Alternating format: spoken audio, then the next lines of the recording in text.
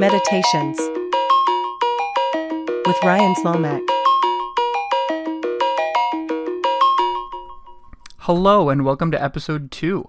It's been 14 whole days since the Ben T. Matchstick and Pete Talbot interview. Seems like a lifetime, but as I rattle my brain for what really took place, it took 30 some odd years for episode 1. So I think the 14-day cycle is probably more reasonable than waiting until 2053 for your next episode. We're not even sure if computers will exist at that point. What are podcasts? Who knows? Today we're going to jump into an interview with Nick Parisi, who is the president of the Rod Serling Memorial Foundation. I'm a huge Rod Serling fan, and if that name doesn't resonate with you, he's most famous for being the creator of the Twilight Zone, the person who would give you information at the beginning and end of every episode to kind of bring together the morality tales that were discussed in the show. He wrote a tremendous amount of those Twilight Zone episodes, but also is known for being one of the most important television playwrights in the 1950s when TV is still sort of figuring out what it's going to become. Nick Parisi is the president of the Rod Serling Memorial Foundation. He's the writer of Rod Serling, His Life, Work, and Imagination. He's a former heavy metal singer, or I'll say a heavy metal singer that we're still waiting for that #1 hit from. He's a lot of things and a fascinating person to chat with, so please join us in conversation. Awesome. So Nick, I want to thank you for being on the show. When I was doing this research, I was, going through and looking at other places that you've been. And when I'm interviewing somebody who's been on Inside Edition and then has been interviewed by Gilbert Gottfried, the voice of Iago from Aladdin, and then comes to Meditations with Ryan Slomak, I feel like I've reached a whole new level of success.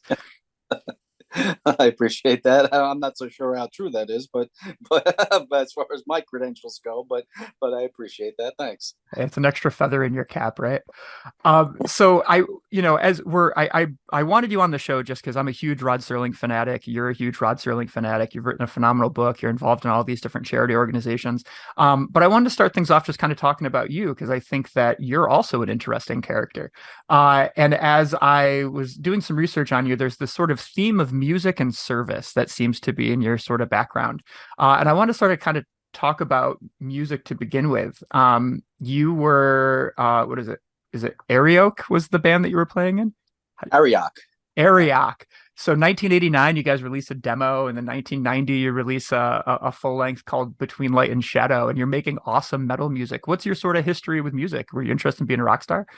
I was supposed to be a rock star, to be real honest with you. That's where my fate was, and I don't know what happened. Something got off track, as tends to happen, But yeah, no. From the time I was 14 years old, I started as a bass player, and from the time I picked up the bass, I mean, that was really bass and singing. I mean, I started as a bass player, and then by the time 88, 89 came around. The band I was in, Arioch at the time, we decided let's get another bass player and just let you sing, and that was kind of a watershed moment for me because I realized, I love playing bass, but really singing and being a front man was really my thing, So from that point forward, I mean, I've been in a dozen bands and done lots and lots of shows and lots of things, but nothing really ever panned out, on the, success wise, at least, in terms of, we had some minor success here and there along the way as people do, but nothing major. And so music is still my big love. I still play bass. I still sing. I'm still involved in some things, but I haven't played live. I haven't done a live show in almost 5 years now. So I'm kind of out of the picture at this point.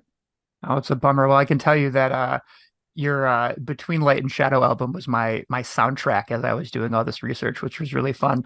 And you've got some other stuff too. The Sonic Revolution, Power Failure. It was at 2006. There's an album on Spotify, which is pretty cool. Thanks. But sorry, to cut you off.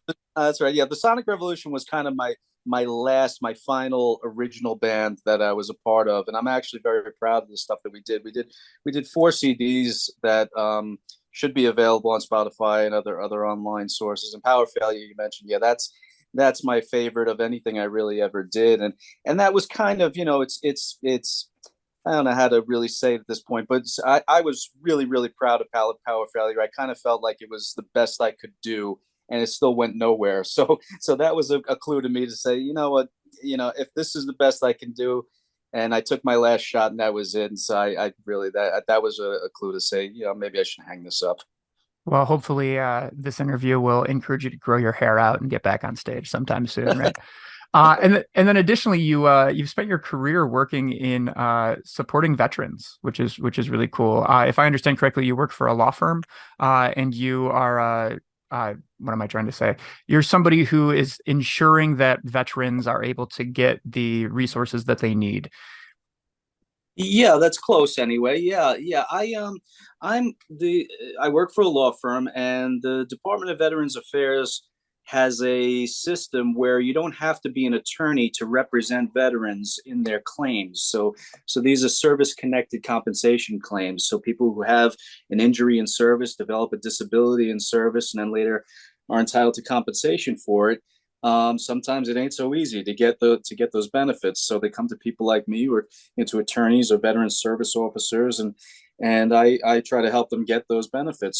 So I'm what the VA calls an agent. I'm an accredited agent, and I had to take a test and become accredited, and I have to do my CLEs just like an attorney would do and everything. But yeah, I've been doing it for about a dozen years now, and it's good work because the VA system, like any governmental bureaucracy, it's it could be a maze to get through it, and it's not easy for somebody to try to do it on their own. So I help these guys through, men and women, through the system, and sometimes, more often than not, we're successful, and it feels good to be able to do that and get people just what they're entitled to, from the system. That's awesome. And I think especially with, Rod Serling's war history and things like that, it's interesting how your experience working with these things, I'm sure, kind of keeps that just that spirit alive of understanding that we need to understand these people's trauma, and we need to understand that, like, when you come back from war, you're a different person, more often than not. Yeah, and unfortunately, we're still creating more and more of these people every day. I mean, it'd be, I'm sure Rod would look forward to a time when there weren't any more veterans. There weren't any more wars. But as long as they are, in reality, yeah, when they come back, we have to take care of not just the physical disabilities, but the mental disabilities, and PTSD is just it's a fact of life for these people. They just it's almost unavoidable when you're in combat, or even when you're not in combat. A lot of the one of the nice things that the VA did along the line was they changed the definition of what you can use to claim PTSD from combat to even the fear of combat. So if you're in a situation where you're fearing for your life every day, but you're not necessarily on the front lines, that can cause PTSD. I mean, someone had some common sense and said, yeah, so that's one of the things that they did. So people that come back, they come back scarred, and from various things, again, not just from combat. Awesome. Well, thanks for your work, and thanks for the perspective on that. We'll sort of shift gears and talk about the veteran of the day, one Mr. Rod Serling. I'm curious. Everybody sort of has their Rod Serling or Twilight Zone or Night Gallery sort of origin story. For me, I was born in Syracuse, New York, the same town that Rod Serling was born in. I lived in Binghamton, and you can't go anywhere without finding some piece of Rod Serling like memorabilia around there. And the Twilight Zone was just this imperative part of my understanding of storytelling. I'm curious about for you, like, how did you discover Rod Serling and develop an appreciation for his work? Yeah, well, it's funny. I was just thinking about this recently, because I always say that when I talk to people, it seems that more often than not, they can remember the first Twilight Zone episode that they saw. And I've always said I can't remember the first Twilight Zone episode I saw. There's maybe a handful that I could narrow it down to, but they're all kind of a blur. I can't say, oh yeah, I saw this episode and that did it. But so when I was, about 10 years old, 1979, 1980, 81, I, was watching Twilight Zone, and I was a kid on WPIX Channel 11 here on Long Island. And I was just mesmerized by the show from the get-go. From the first time I saw it, there was just something about it. There were lots of things about it that drew me in, and just mesmerized me, really. But what I was saying was I was just thinking about this recently, because it occurred to me that I can remember watching the Night Gallery pilot movie probably when I was 8 years old, because I was 7 or 8 years old on TV. It was one of the Channel 9 $1 million movies. And I watched it with my dad. My dad died when I was 8. So I had to have been 7 to 8 years old. And so that had to be before Twilight Zone. So it just occurred to me this just recently that I probably experienced Night Gallery before the Twilight Zone. And so I do remember watching that, and I just remember it being cool. I remember that. I don't remember, my reaction to it, other than this is pretty cool. So yeah. So, but Twilight Zone is the one that drew me into the Rod Serling world, and I've told this story before. It's just that, yeah, when I was 10 or 11, I got into Twilight Zone, and then when I was 12, Mark Zickry's Twilight Zone Companion was published, and that just blew the doors off of everything. So as soon as I got that book, it was like, I had the key to the kingdom, and now I was a full blown fanatic for Twilight Zone and Rod Serling, and it just kind of developed from there. That's awesome, and I think the addict thing is spot on, because it's interesting how once you sort of peel back the layer of the Twilight Zone, and then you peel back the layer of Rod Serling, you realize there's just this infinite amount of information to pull back, because he was so prolific that people are always discovering new things that he did. I mean, what is it? About 250 scripts he wrote in his lifetime. About 250 scripts that were produced. Yeah. Yeah, Yeah. that's a lot of material on top of all the things that weren't produced.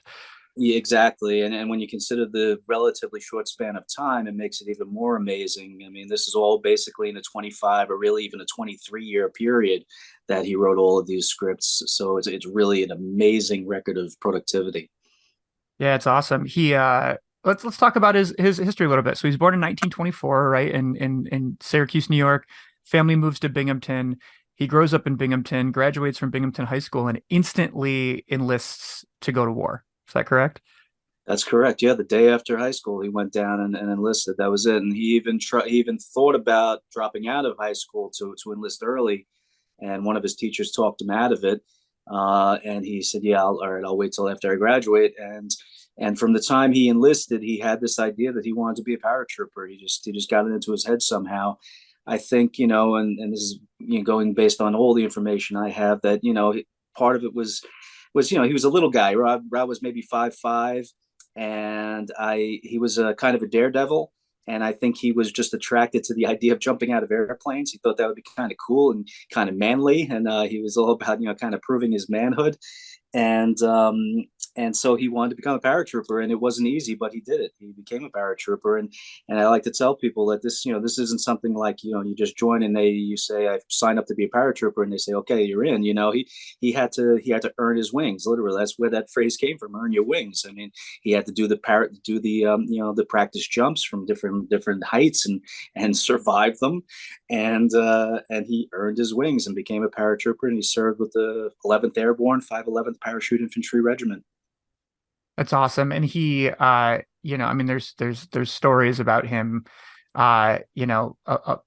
just witnessing death everywhere, and coming really close to being taken out. Right? Does he like walk up a hill, and there's somebody there with a gun who shoots at him and misses because of his short stature. It's believed that it sort of flies over his head because they're anticipating somebody larger. I don't know if that's exactly it, but I think it's more almost not the opposite, but yeah, he encountered a Japanese soldier in the jungle basically, and the fact that he was short allowed one of Rod's buddies to shoot over his shoulder and shoot the Japanese soldier before he was able to pull the trigger, but when the few times that Rod actually told the story, he said, "Yeah, he was able to see the gun, and he thought he was done. He thought his life was over." And in that split second, that can change everything. One of his comrades was able to take him out. It's It's amazing. amazing.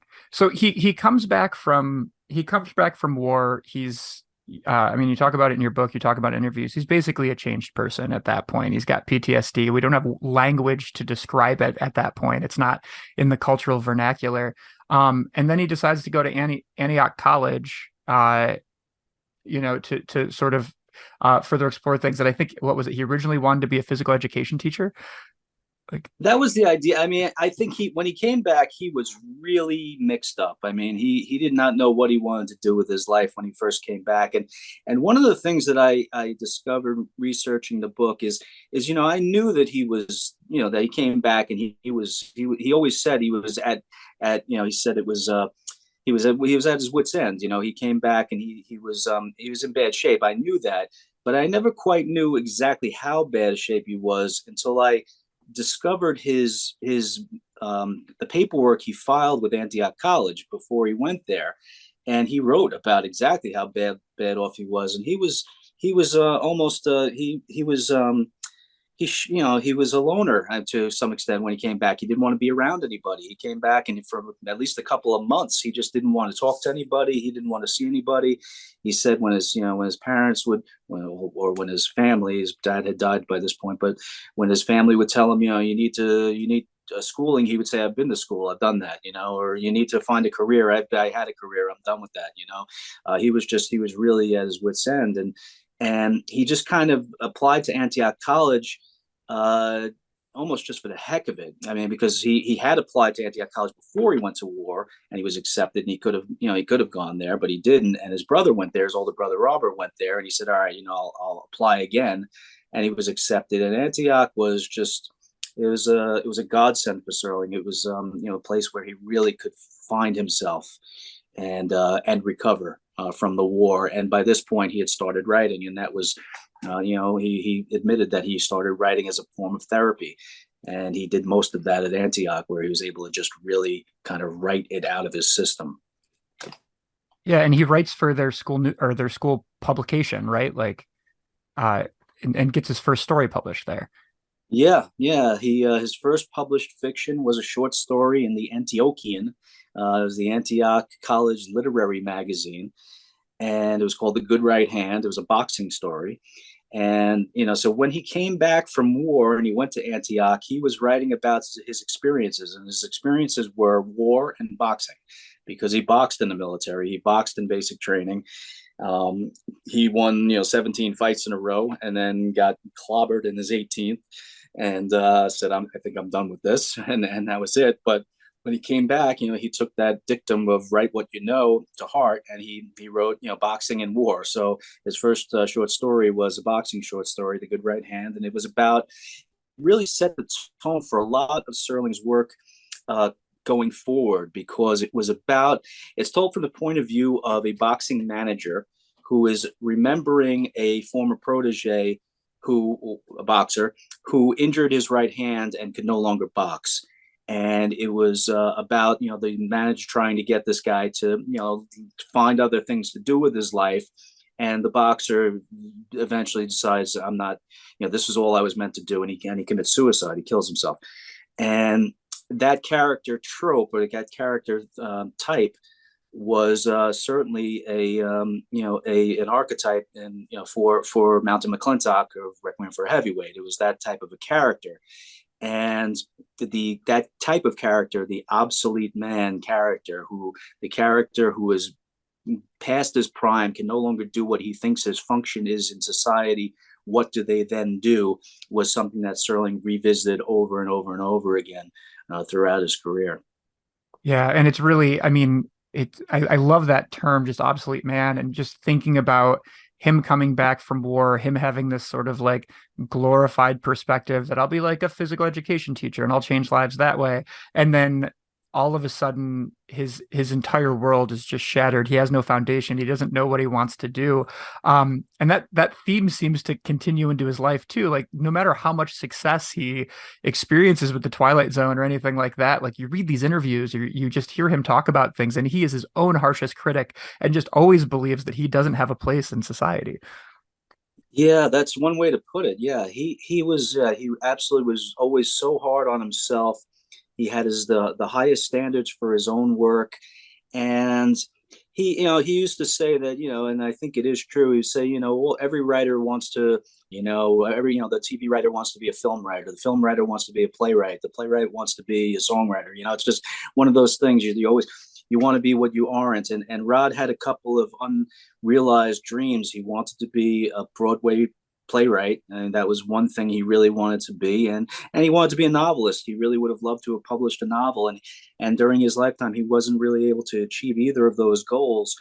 And that was one of the things that I think weighed on him. That he thought, you know, that he wouldn't be remembered, and that what he was writing was momentarily adequate, to use his phrase, and that this would it would fade away, and these half-hour science fiction shows weren't going to really last long, and so yeah, he felt that he had not lived up to his potential, especially when he was in his in his lowest places. I think he absolutely thought that he did not live up to his potential. Well, awesome. Well, let's talk about some of the things that he did accomplish, right? So he graduates college, and then he goes and starts working in radio, um, which is where I think you've described it as like that's where he picks up his chops and pacing for writing, right? That's where he sort of picks up the speed and the ability to just crank out scripts at like a fascinating rate. Yeah, absolutely. That radio, especially the type of stuff that he was writing every, for WLW in Cincinnati. He was writing DJ Patter. He was writing, biographical stuff about local towns. And then he was writing some fictional, stuff as well. So he had kind of that the journalist scheduling kind of thing where he really had to crank it out day by day every day. So he became, I mean, I think he already had it in him. Rod came back from the war, and I think he was always a bundle of energy, and he just continued through when he first started writing for radio. So he was cranking the stuff out at an incredible pace. That's awesome. And I want to do a real quick interjection here, which is if I understand correctly, Nick, you're a huge Cincinnati Reds fan. Any connection there between Rod Serling and the Cincinnati Reds? Yeah, as he flashes his Cincinnati Reds baseball cap. There is no connection, and it's funny how often I get to interject this without you giving me the prompt. I somehow weave in that I am a Cincinnati Reds fan into some of when I talk to people. There was no connection, but it's funny. Friends of mine who, after they read the book, said, "I can't believe Rod Serling has a Cincinnati connection. Is that unbelievable?" Like, because I know I've been a Reds fan since longer than I've been a Rod Serling fan. I've been a Reds fan since I was 7 years old.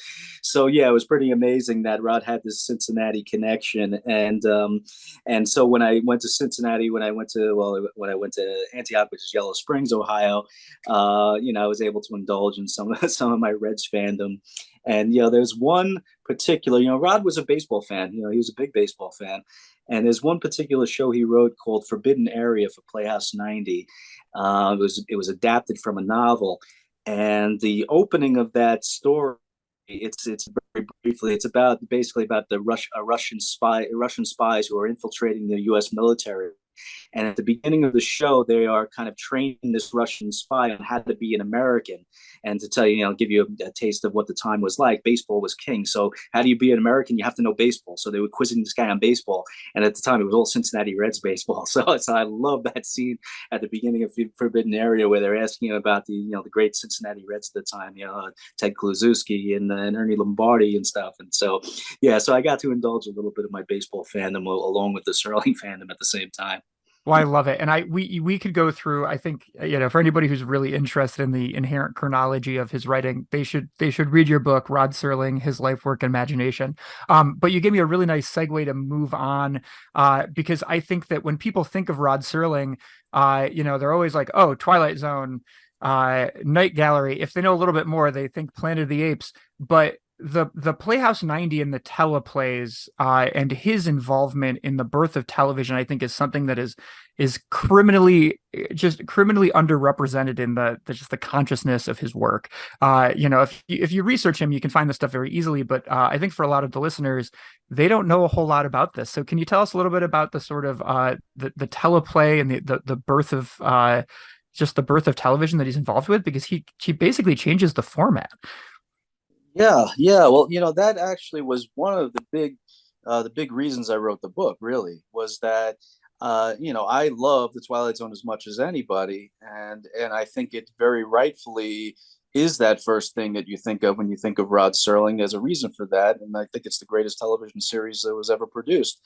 But at the same time, yeah, it completely overshadows the rest of Rod Serling's career. and the rest of his career is nothing to sneeze at. I like to tell people all the time that the first thing I say about Rod Serling, for the people who don't know him as well as we do, is that Rod Serling was the most prestigious writer in television before the Twilight Zone. So that surprises some people, and they go, "Oh, he wrote before the Twilight Zone." Yeah, well, he didn't just write before the Twilight Zone. He wrote some of the most acclaimed teleplays in television history up until that point, and won 3 consecutive Emmy Awards before the Twilight Zone for Patterns, Requiem for Heavyweight, and The Comedian. The latter two are from Playhouse 90. And his first, television script was aired in 1950 on a show called Stars Over Hollywood. So he was there from the infancy of television. I mean, really, when you're talking about the birth of television, you're talking about late 40s, 1950, and he was right there. He was coming out of radio and right into the birth of television. And to some extent, he was at the right place at the right time, because television was new and it was looking for talent. It was looking for people to fill the schedule. And he was there with these scripts that a lot of them he had written for radio, and now he adapted for television, and started sending them out. And he went through a long period of rejection. I mean, he went through about 2 years of everything being rejected. But yeah, at the beginning of television, it was the Wild West. I mean, they were making the rules as they went along. So Rod was one of the guys who was crafting the medium. He was setting some of the rules, and not consciously. I mean, he was just writing. I mean, he was just writing what he thought was good, and so he was. But at the same time, he was helping to create this new medium of television. And by the time you get to what is really considered the golden age of live television, 1955, 56, 57, 58. He was at the top of his game. So he had honed his craft up until the point where we should probably touch on Patterns, because Patterns is just, it's, every time I talk about Patterns, I have to preface it by saying I'm not exaggerating, and I'm not, this isn't hyperbole. When Patterns aired, it turned the entire television industry on its ear. Patterns aired in January of 1955. And the day after it aired, the New York Times, Jack Gould in the New York Times, said it was the best thing he'd ever seen on television. He said it was the best thing that had ever been on television from a standpoint of writing, directing, acting, performance. It was, the best thing he'd ever seen on television. Now, television was only about 5 years old at that point, so so it wasn't a vast history at that point. But Patterns was just a gigantic hit, and again, for people today trying to understand this, what you have to understand is back then, live television, it was like the opening of a Broadway play. It was just the same way that a Broadway play can open, get great reviews, and be set for a long time. And the same sense, you open a Broadway play and get terrible reviews and be gone in 3 days. The same could be said of television. Now, it wasn't an ongoing Broadway play, but when a play like that, it was a play, got great reviews the next day, you were on top of the world. And Rod Serling went overnight to being the most sought out television writer, period. His joke was that, the moment that show went off the air, my phone started ringing, and then it never stops. And that's really how it was. So Patterns set him up as the top of the heap. And so from that point forward, his career trajectory was, to the moon. Well, and let me, it wasn't always direct, but it was on its way. And for people who are unfamiliar with the golden age of television, 55 to 58, and also just what Patterns is basically right now, we're in a time where media is just so readily accessible. At any time, I can go and I can watch the thing that was on TV 5 years ago, 20 years ago, 40 years ago, or whatever. In this era of television, it's this ephemeral media. It's this thing where, they have this huge production. It's all filmed live. It's basically like having a stage in your living room. And Patterns is so. I'll say one other thing is, just for people who are unfamiliar with Patterns, it's the story of it's a workplace drama where you have sort of the old vice president who is starting to become a little more irrelevant and is starting to have health problems. And this new guy comes in, who's just looking at kind of getting his career, and he's interested in building relationships. And the boss at this company is truly focused on efficiency and creating a very hardline work environment. And it's this really heartbreaking story about the patterns of this company, the patterns of management, understanding where your career trajectory will be in the beginning and the end of your career, things like that. And it comes out, it's filmed live, as you say. It's the greatest thing that's ever been on television, and it's so popular that they run it again. And people think like, oh cool, they ran it again. No, they had to have the entire production happen a second time. They need all the camera operators and all the actors and all the stage crew. They have to rebuild the set. I mean, this is not something where when you say like, oh, we did a rerun, we're watching an episode of Friends 6 months later. I mean, this is something where it is a huge scale production because the public has this outcry for this play that it just really seeped into their souls a little bit. Yeah, it was the first time that had ever happened in this way anyway.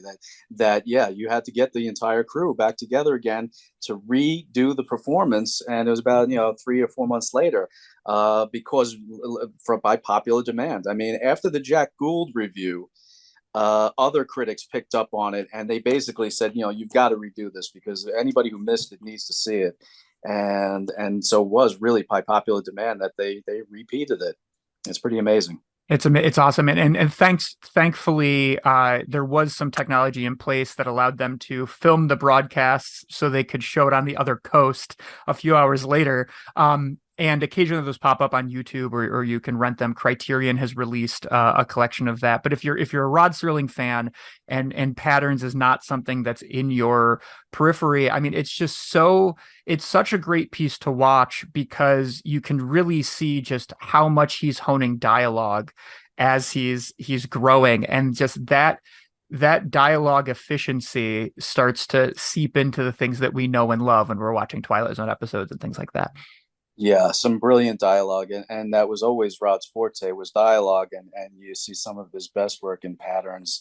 It's I think I quote from the ending of Patterns in my book, and I got to tell you, when I was just kind of typing that, when I was just recreating the dialogue in that last scene, the hairs on my arms started standing up because it's just brilliant dialogue between Staples, who was played by Richard Kiley, and Everett Sloan, the manager. That they're back and forth there at the end, where they're two civilized people who want to be at each other's throats. They're ready to punch each other out, but too civilized to do that. And it's like everything is seething beneath the surface. And it's just I just love the dialogue at the end of that show. Yeah, there's a reference to the one previous character has made a reference that he has daydreams about punching the boss in the jaw, essentially. And then the new guy is having this argument with the boss, and he says, there's one thing I'd like to keep, and it's this goal of punching you. And the boss's comment is, like, I'll write it into the contract. I mean, it's just it. I think the other thing that I really appreciate about, because that was a craft play. It wasn't a Playhouse 90, but just also the fact that work of that high intellectual level is what people were craving in 1955. I mean, that's what they were responding to. And he's tackling these universal themes that, we see constantly regurgitated in modern media, but I don't necessarily feel that it has the same soul that a piece like Patterns does. Yeah, I don't know. I can't comment on that. I can tell you that at the time, I think again it's kind of along the lines of they were setting the rules as they went, and this was just Rod Serling. He wasn't necessarily even thinking that this is what the audience wants. They want the height. This is just what I'm going to write. This is what I'm going to give you. You're going to take what I give you. So he was writing high quality stuff, and take it or leave it. And they took it. In this case, they responded to it in a massive way. Yeah, it's awesome. And I think we should let's talk about Requiem for a Heavyweight a little bit too, because Patterns comes out, he ends up with this massive success, and then for a while is concerned that he'll never reach that again. And then he manages to write Requiem for a Heavyweight, which once again comes back to his boxing background, his obsolete man theme, and it takes the world by storm again with a successful Playhouse 90 and eventually a successful feature film.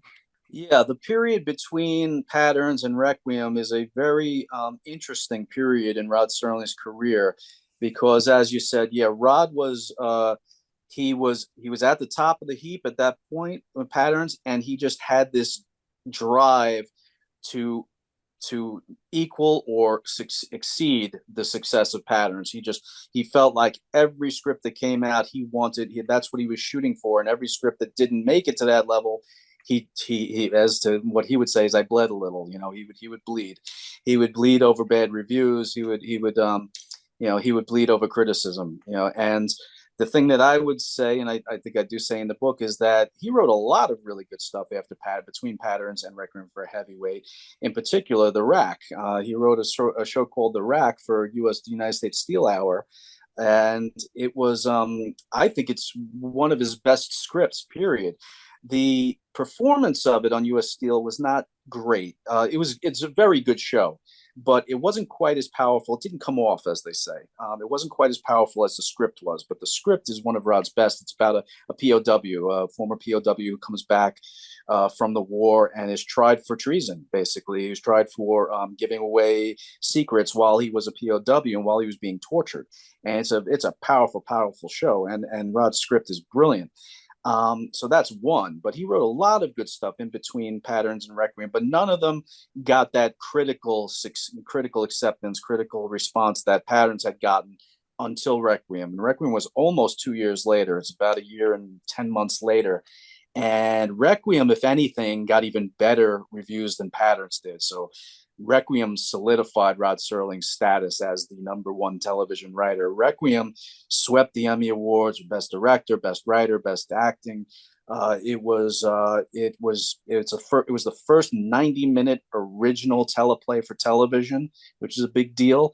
It was the second episode of Playhouse 90. Rod wrote the first episode, which was Forbidden Area that I mentioned, but that was based on a novel. So this was the first original 90-minute teleplay for television.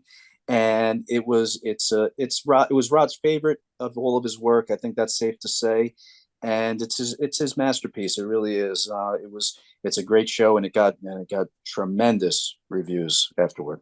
Yeah, so Requiem for a Heavyweight, the story of a boxer who was going to be the heavyweight champion of the world, ends up having a fight where he is told that if he fights again, he has the chance of going blind.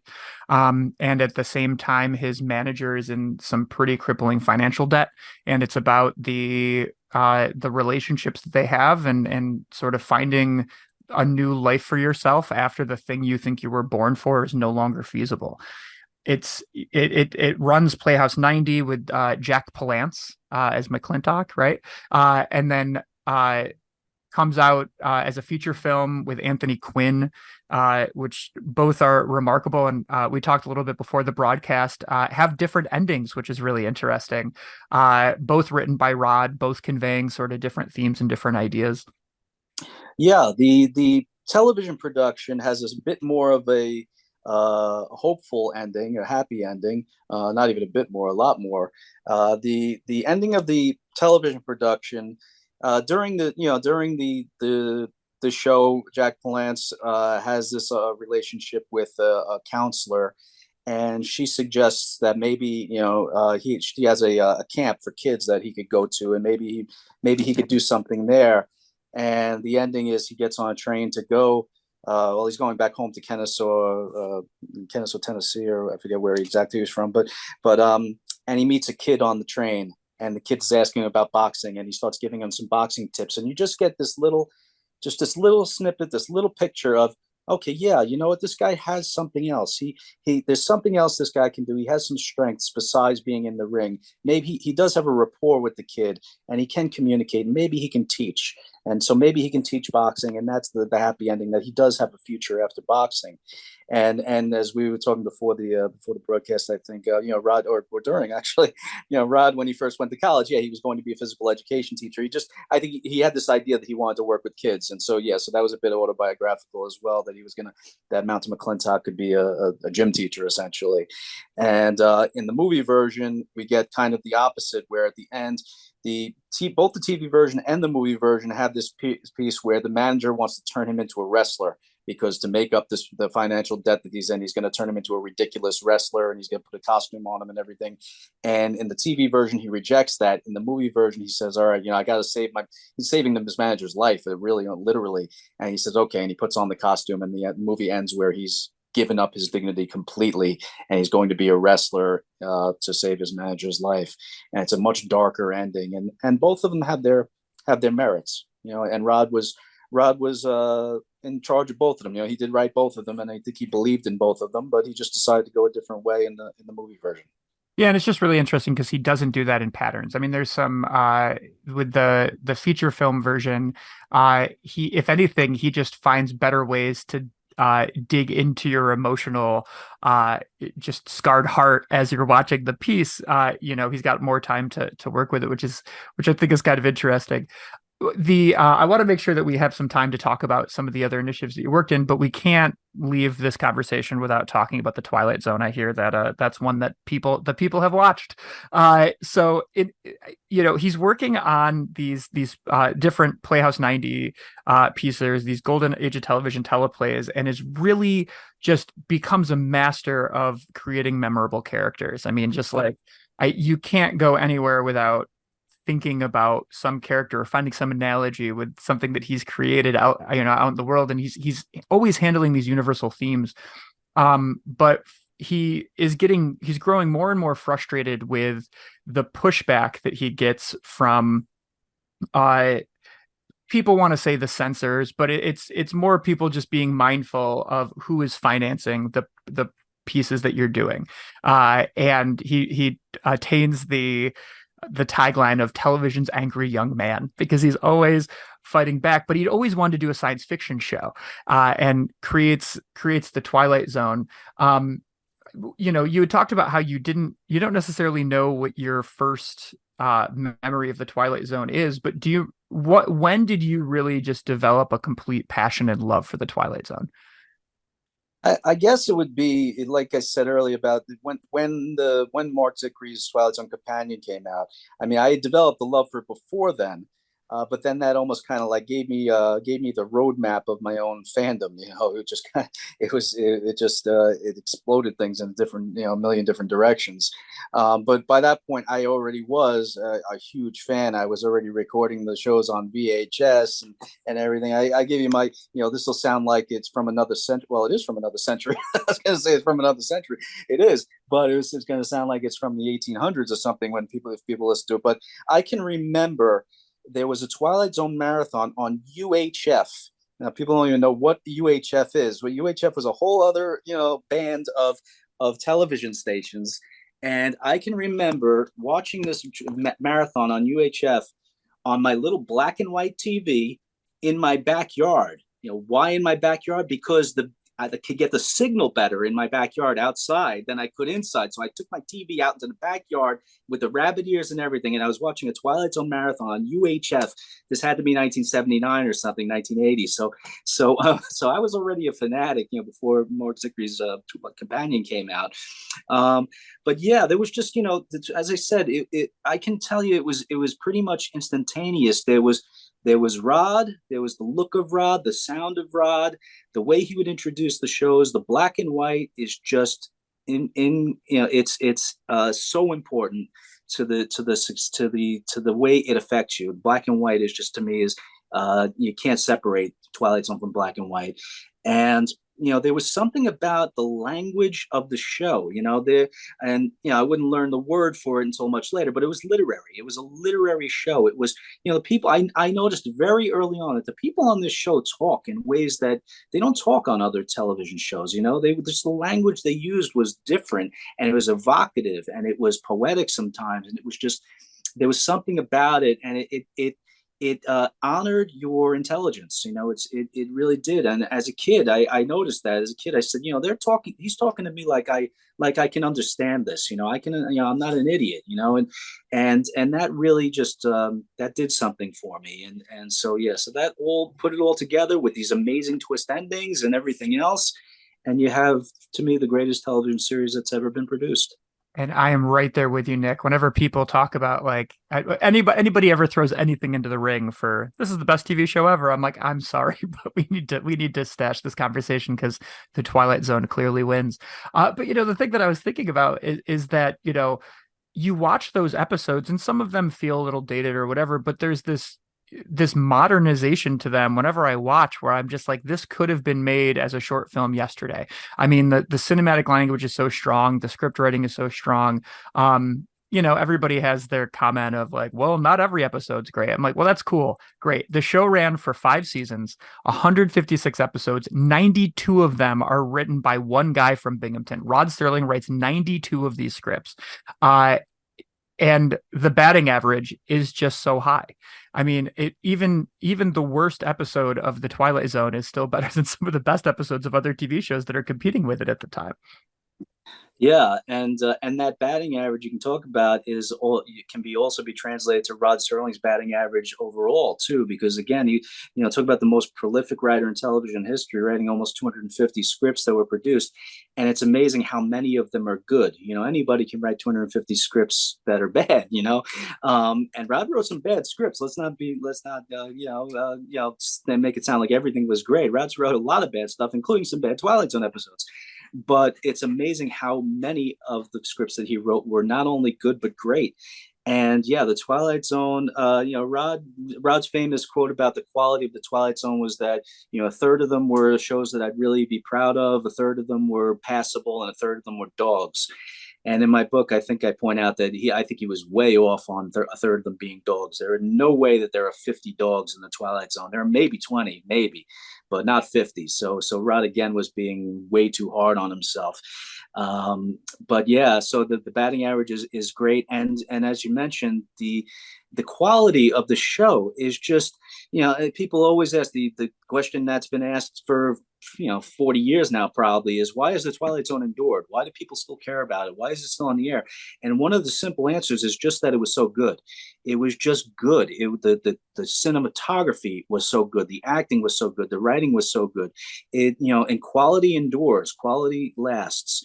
So regardless of what some people might say, quality does endure. So, and that's one of the reasons that Twilight Zone endured. When you watch these shows, especially watch them on Blu-ray, and they're beautiful. They just look beautiful. They look, as you said, they look like they could have been filmed yesterday. And so yeah, the Twilight Zone is immortal. It's going to last long past our lives for sure. Yeah, and I think the other thing too is a lot of people don't understand the condensed time frames for which they were filmed in. I mean, a lot of them were filmed, is it like 3 days or so? Yeah. 3 days. They would do these shows in 3 days. Rod would probably write them in 2 days. A lot of times he really would write these shows in 24, 48 hours. And and not only condensed time frame of the production, but how about the condensed time frame of the story itself? I mean, 24 minutes. Rod Serling was a master at creating fully developed characters and a fully developed story in that 24-minute time frame. And sometimes it's amazing. It's often amazing. It's in the book I point out one particular episode called "The Silence," a great episode about a guy, a gentleman's club, where the two members get into an argument about that one says you can't stay silent for a year, and they put him into a soundproof booth, and he can't stay, and he has to stay silent for a year. Well, when I was writing the book, I didn't say, oh, I'm going to write a lot about the silence. It was, I mean, I loved the episode, but it wasn't like it was my favorite. But it just turned out that I found that there was so much to say about the way Rod Serling wrote the silence in that sense of, here's a way he created this the characterization in an episode comes in the first 2 minutes. The first 2 minutes, you understand exactly what who those characters are, exactly what their conflict is, and it's a master class in not wasting a word, not wasting any time whatsoever. And a lot of times in the Twilight Zone, some of that will come in, almost cheating. You can get that in the introduction, Rod Serling's introduction. He can lay it out for you, and that's to some extent cheating. In this episode, that's not it. In this episode, it's in the dialogue, and it's so perfectly written. It's just everything these guys say moves that characterization along. And yeah, if anybody asks me, for a how to write guide from the Twilight Zone, that's the episode I would give them. And it's not necessarily my favorite episode, but that episode is a lesson. It's a master class in how to do that. That one always gives me the chills. By the end of that episode, I'm like, I'm not sure I'd sacrifice that much. Yeah, yeah, it's a double twist ending, that episode. Oh, so good. Well, I want to the other thing that I think is really interesting about the Twilight Zone, and obviously I'm an upstate New Yorker, so I take a lot of pride in just anything that is inherently upstate New York. But Rod Serling, I wish he loved Syracuse as much as he loved Binghamton, New York. But I've got both in my blood, so I guess it's okay. But he loved Binghamton to the extent where there's stories about him later on in his life just disappearing for a day and just going and walking around his old neighborhood and things like that. But in the Twilight Zone, he was never afraid to bring the East Coast to the West Coast. He's filming these episodes and is always putting in references to, oh, the bus will stop in Cortland, or this is clearly us recreating Binghamton, most notably in a lot of people's favorite episode, which is Walking Distance. Where actually, Nick, I'll have you do that. Do you mind giving just a quick synopsis of what Walking Distance is about?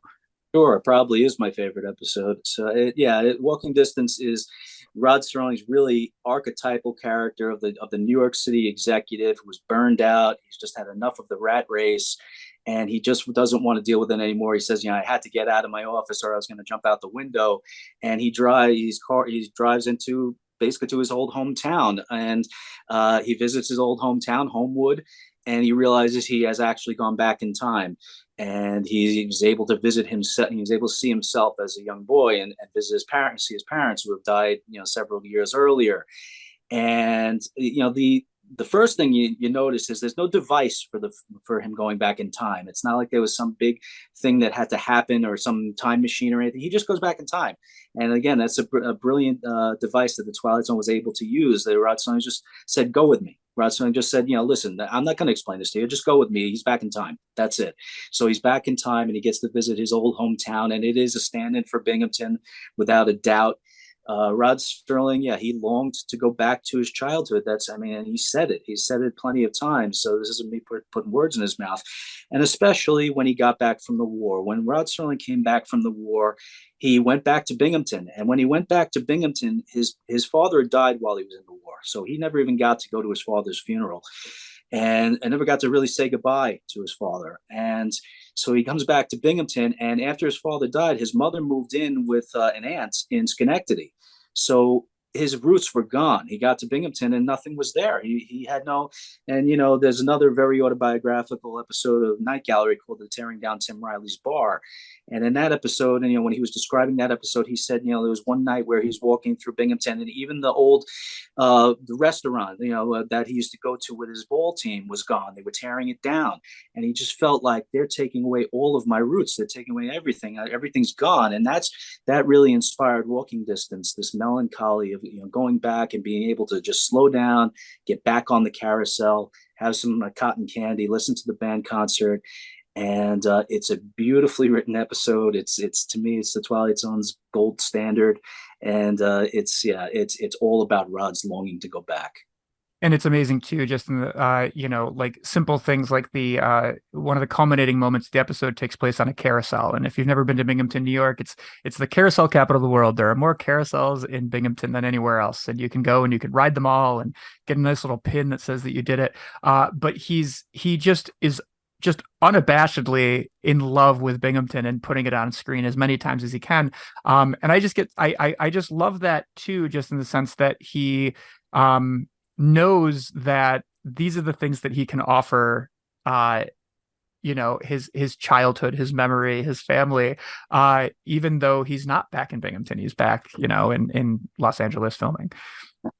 Yeah, he could pay tribute for sure. And he can indulge himself. He can indulge that nostalgia and indulge that longing for his youth, and put it out there. And that's something that great writers do. And Rod was one of them.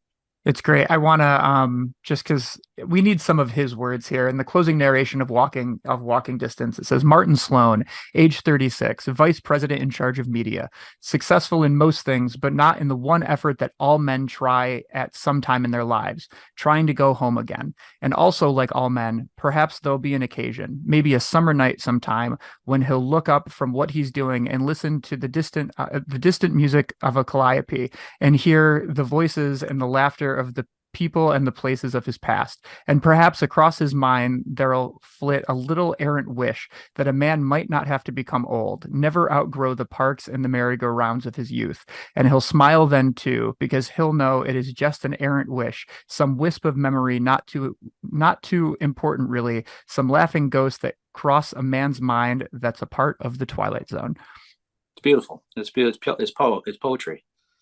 And I think that, a part of the endearing just like love of the show, I think, is the fact that it's got all the structures that make it instantly intoxicating. You are watching an episode, and even if the sound's off, who's this random guy talking at me who clearly shouldn't be in this world? And then some story happens, and as you start to deconstruct, you're realizing that there's just so much love and passion that's thrown into every episode. And speaking of that love and passion, Nick, you are the president of the Rod Serling Memorial Foundation. And you guys are just doing such a great job of ensuring that the spirit of Rod Serling is alive and well. You guys just had a successful Kickstarter to put together a monument and a statue in Binghamton. Can you tell us a little bit about that? Yeah, this was a goal of the foundations for a long time. This was something we really wanted to get done, and thanks to our fan base, for a lack of a better term, we were able to do it. We had a Kickstarter that was able to raise the funds, and it'll raise the balance of the funds. We got a really nice grant from New York State, thanks to Assemblywoman Donna Lapardo, who was instrumental in helping us get that grant. So between the grant and the Kickstarter funds, we were able to get a statue of Rod Serling that we are going to unveil in Binghamton's Recreation Park sometime next year. I wish I had a date for you, but I don't. In fact, I may have a date within the next couple of weeks. So I'm hoping by the end of the month to have or at least a month, to say, okay, it's going to be in this month of 2024. And, 2024 will be Rod's 100th birthday, and it'll also be the 65th anniversary of the Twilight Zone's debut. So we're planning a huge celebration around the unveiling of the statue.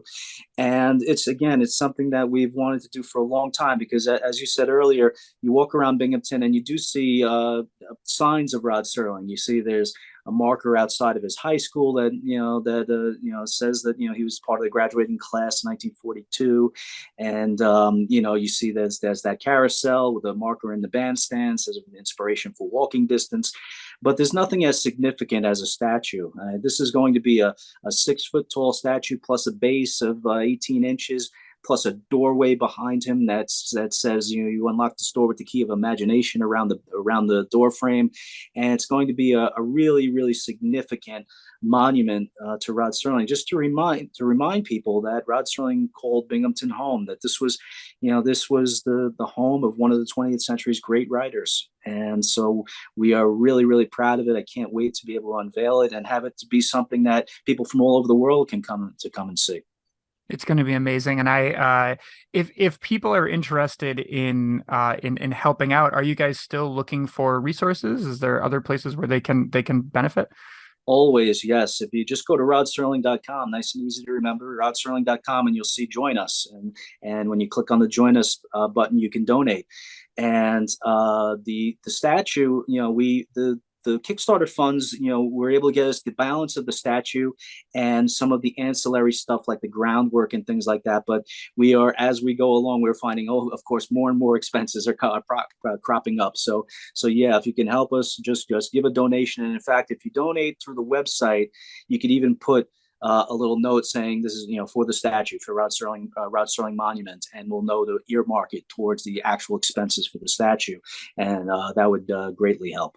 Yeah, and I want to just interject and say that I've been involved with a lot of not-for-profits, and I've seen a lot of the ways in which people handle the resources that they're given. And I want to just give you guys a lot of credit because I see the way you handle yourselves. I see the way in which you operate Serling Fest. I see just the consistency with which you make rational and smart decisions. There's no under promising or over promising and not delivering on anything. I've seen that year in and year out, it's been a slow growth. And I just want to reassure people at home that the donations that you make, if you are interested and if you are able, are used in a way that is truly beneficial to keeping the memory and the soul of Rod Serling alive, not just now, but for future generations. It's not money that is just going to superfluously be spent on something. Yeah, I appreciate that. Thanks. It's we as you said, it's about keeping the spirit of Rod Serling alive. So we're not a fan club. We're not this isn't about about Twilight Zone stuff. It's about really is about Rod Serling as a writer, as a humanitarian, as a teacher. It's about reminding people of what he stood for, and we do that every chance we get. In fact, every Serling Fest that we do, generally we do them once a year. We make a concerted effort not to just. It's not just about the Twilight Zone. It's about Rod Serling's life, his contributions to the arts. In general, and the things that he believed in, and we think that that's what how Rod would have wanted it. Absolutely. And I just love as we've said it how many times in this interview, 250 produced scripts. Oh my God. And it's important that we shed light on all of that work because I think it really does show the building to the pinnacle of the Twilight Zone. It's not just that piece. And you guys have on August 26th from 10 a.m. to 4, you guys are doing Sterling Fest 2023, which is going to be held virtually this year, which is pretty cool. Yeah. We've had every other Sterling Fest in person except for one during the pandemic when we went virtually, and it was a huge success, the virtual one. So we're not so worried about it this year. So we are going to do another virtual one this year. And the only reason we're doing it virtual this year is because we put so much effort and time into the statue project, and we're trying to get next year's in person ready. We said, let's just back off and do it virtually this year, and it'll be a little bit easier for us. So it's August 26th. We're going to be doing virtual. Via a Zoom meeting that will stream to our Facebook page. So if people just go to Facebook and look up Rod Serling Memorial Foundation, you'll find us, and it'll be there from 10 a.m. to 4 p.m. So far, I can tell you that we have guests including Frank Spotnitz, who is a producer, co-producer, and writer for The X-Files, who is a huge Serling fan. I'm looking forward to speaking with him. I mentioned Donna Lepardo earlier. She's an assemblywoman who is also a huge Twilight Zone fan, and I thought it would be good to talk to her and get her perspective on honoring Rod Serling in the Binghamton area and what her role was in getting us this statue done. So she'll be with us. Jim Benson and Scott Skelton will be with us. They are the co-authors of Rod Serling's Night Gallery and After Hours Tour, and they just recently did a new version of that book, which is tremendous. So they're going to be with us. And they are going to be interviewed by Mark Dawidziak, who is the author of Everything I Need to Know I Learned in the Twilight Zone, as well as the new Edgar Allan Poe biography that has been tremendously well reviewed. He's going to be interviewing them, and he's also going to be doing a presentation. We are going to be sharing a very, very rare interview with Buck Houghton, the producer of The Twilight Zone, for the first 3 seasons. Buck Houghton is no longer with us. This is an interview that was done with him several years ago by one of our board members, Gordon Webb. And I had just seen it for the first time yesterday, so I'm sure nobody else has seen it. And so this will be brand new for people, so we're going to share that. And there will also be a presentation by Tony Albarella about the making of the As Timeless as Infinity books, which is the Rod Serling script books that were released. He edited all of those, and it's going to be about his whole process in putting together those scripts. So our schedule is pretty much full. And again, 10 a.m. to 4 p.m. Eastern Standard Time, Eastern Daylight Time, and it's going to be great. It's going to be a lot of fun.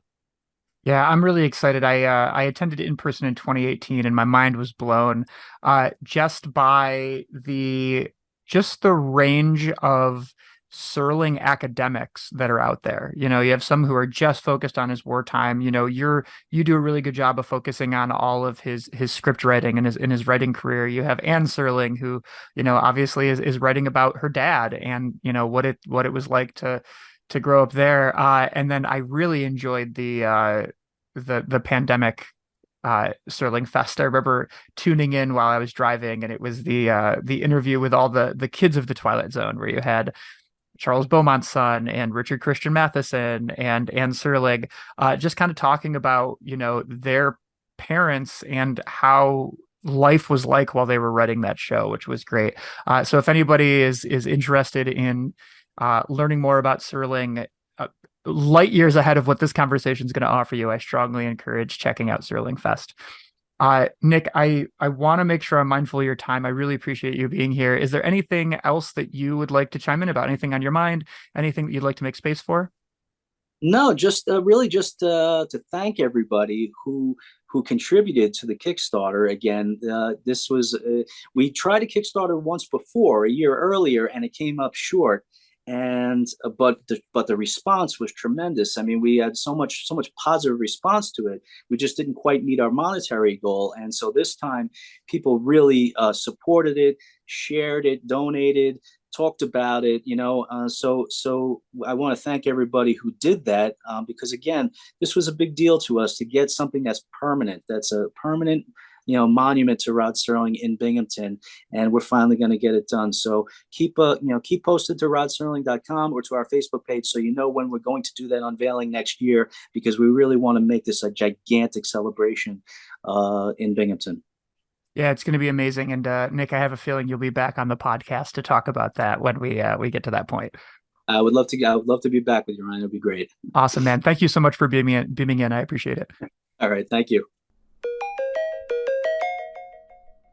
I really hope you enjoyed listening to that episode half as much as I enjoyed having it. It's always a pleasure to be able to find time to nerd out about a writer that has meant so much to both of us. Nick and I have spent a lot of time thinking about Rod Serling's work, thinking about the impact it has on the current climates that we live in, and it's just always nice to be able to take a step back and see the fact that we're not in these studies alone.